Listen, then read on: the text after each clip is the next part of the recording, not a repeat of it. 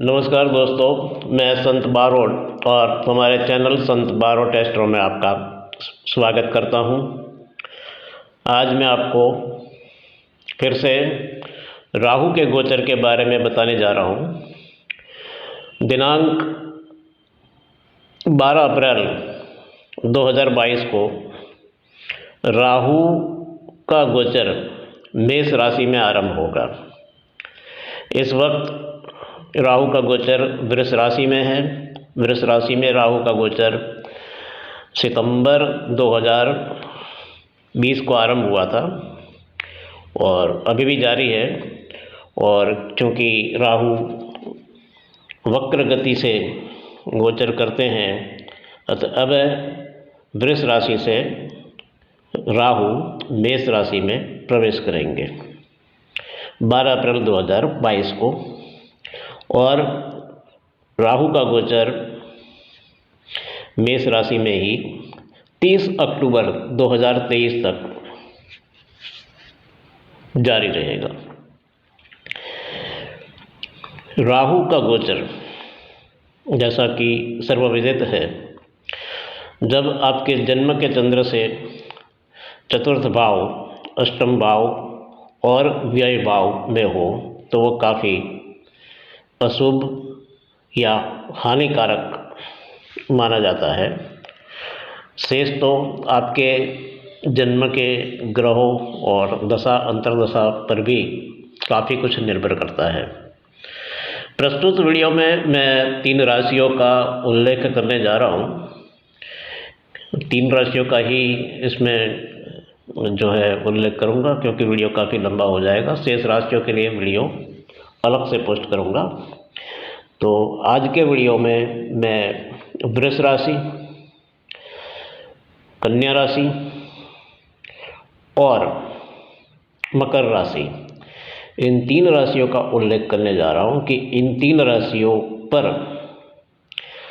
राहु के गोचर का क्या प्रभाव पड़ सकता है। मेष राशि में जो गोचर होगा राहु का, तो उसका क्या प्रभाव पड़ सकता है, उसके बारे में बताने जा रहा हूँ।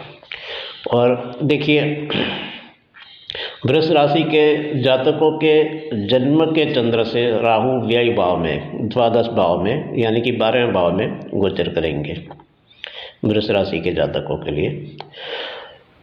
तत्पश्चात कन्या राशि, तो कन्या राशि के जातकों के जन्म के चंद्र से अष्टम भाव,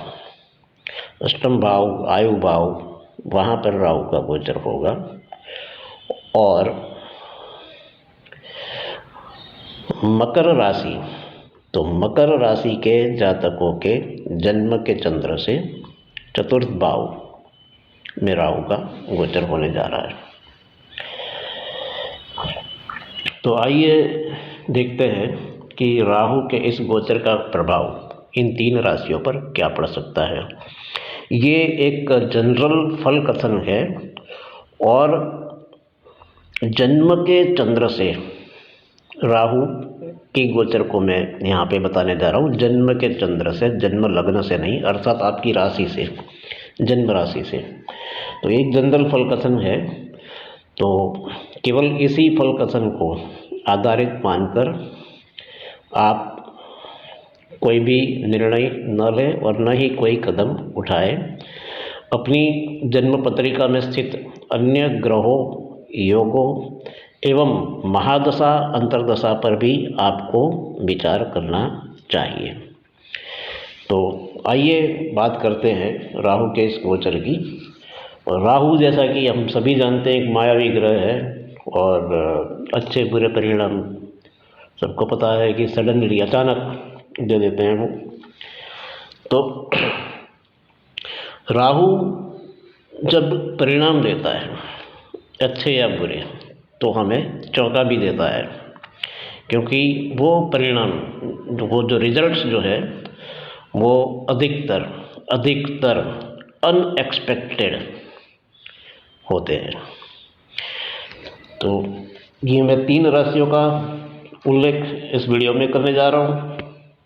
फिर से बता देता हूँ, वृष, कन्या एवं मकर राशि। तो सर्वप्रथम तो मैं यहाँ पे मकर राशि का उल्लेख करने जा रहा हूँ क्योंकि उनके जन्म के चंद्र से चतुर्थ भाव में राहु का गोचर होने जा रहा है।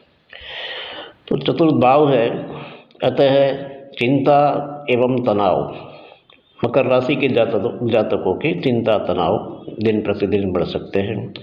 सुख शांति में भी भंग हो सकता है। जन्म के चंद्र से चतुर्थ भाव है, मतलब सुख शांति का भाव है, तो सुख शांति में खलल पड़ सकता है।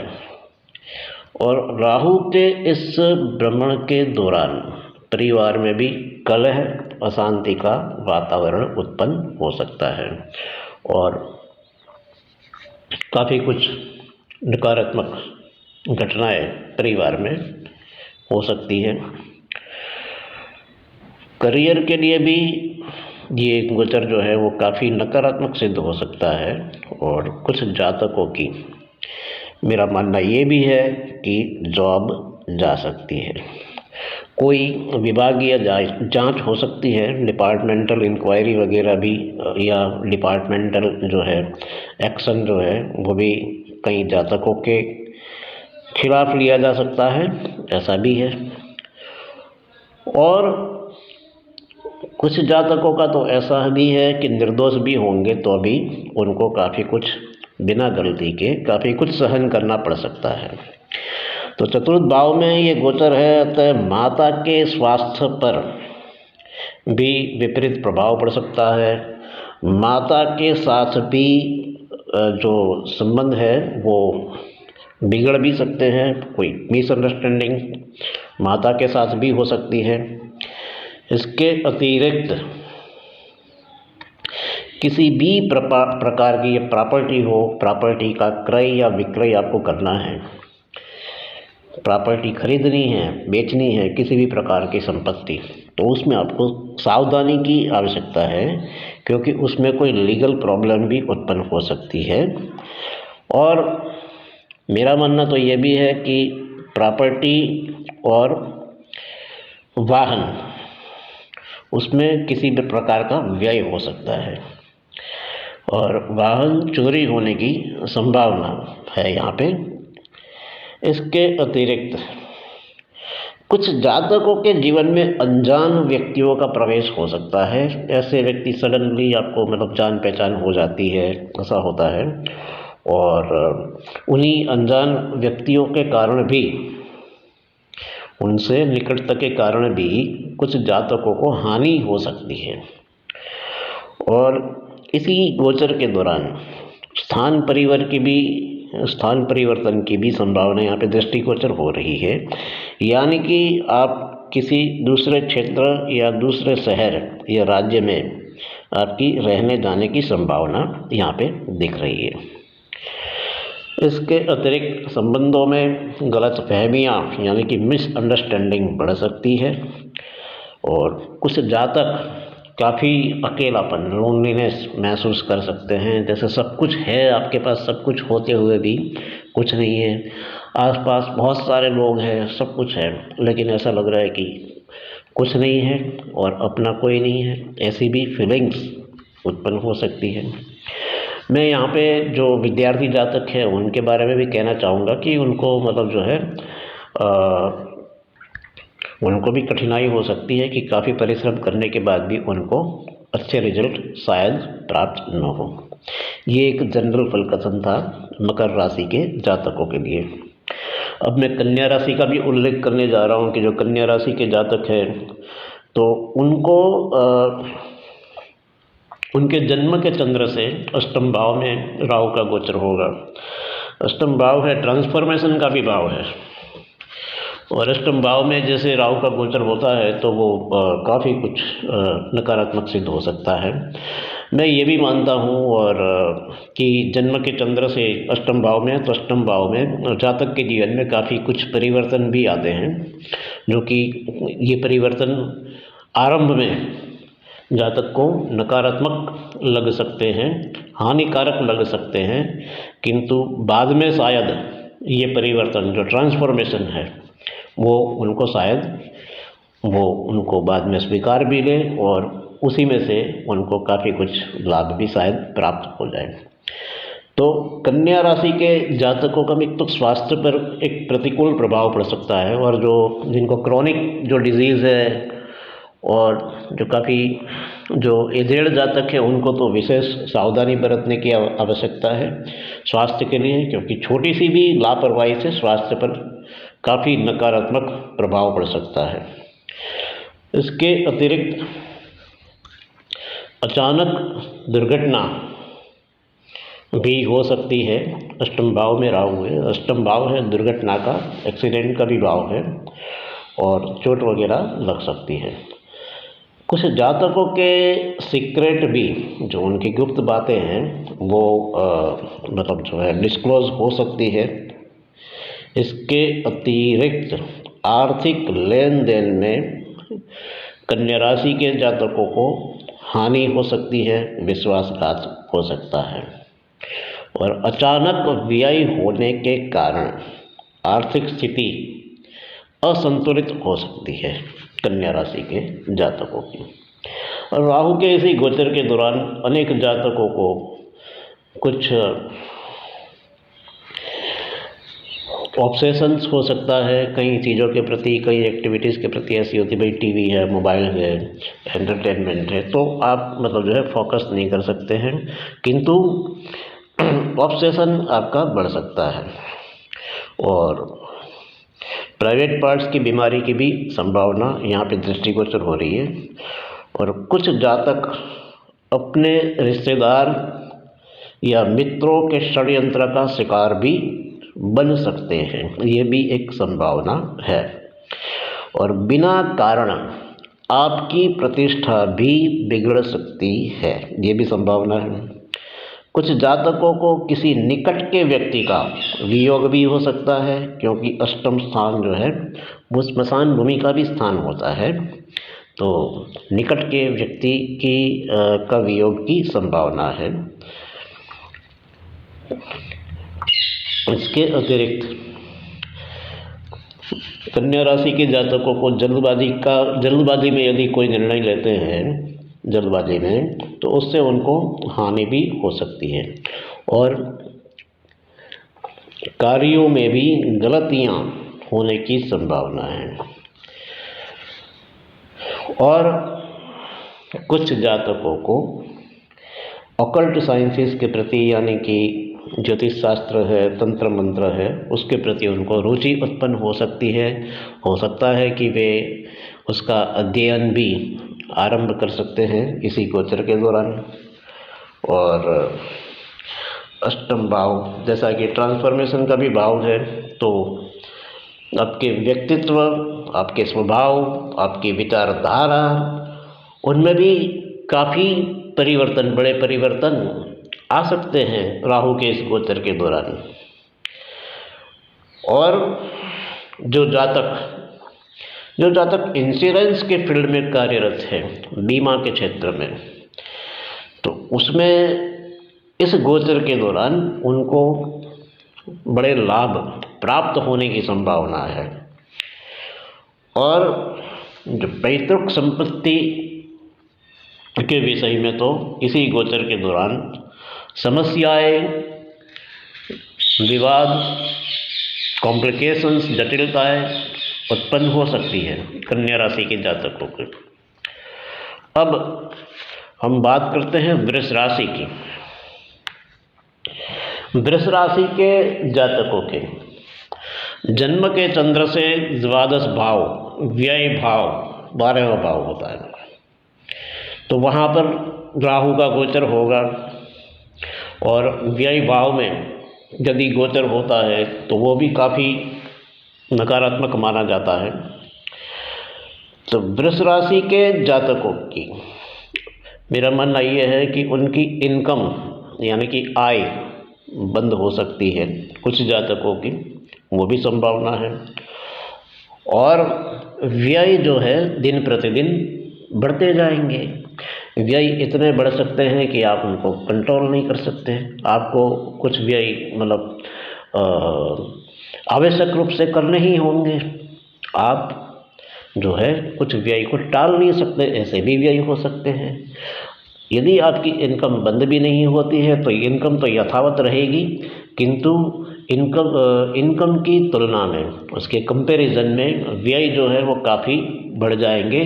तो दोनों इनकम और व्यय, यानी कि आपके आय और व्यय दोनों में एक संतुलन बनाए रखने के लिए भी आपको काफ़ी संघर्ष करना पड़ सकता है वृष राशि के जातकों को। इसके अतिरिक्त बैंक बैलेंस पर आपके प्रतिकूल प्रभाव पड़ सकता है। प्रतिकूल प्रभाव पड़ने का मतलब कि आपने अगर कोई सेविंग करके रखी है तो उसको भी इस राहु के इस गोचर के दौरान आपको निकालना पड़ सकता है, क्योंकि व्यय की अधिकता इतनी हो सकती है कि कई जातकों को अपनी जो एफडी या जो भी हो, जो भी निवेश हो शेयर वगैरह में, तो उनको भी शायद बेचना पड़ सकता है। एफडी वगैरह को भी उसमें से भी पैसा निकालना पड़ सकता है, ऐसा मुझे यहाँ पे दृष्टिगोचर हो रहा है। इसके अतिरिक्त कुछ जातकों को व्यय की अधिकता के कारण ऋण भी, यानी कि डेट, वो भी लेना पड़ सकता है, लोन लेना पड़ सकता है, ऐसी संभावना है।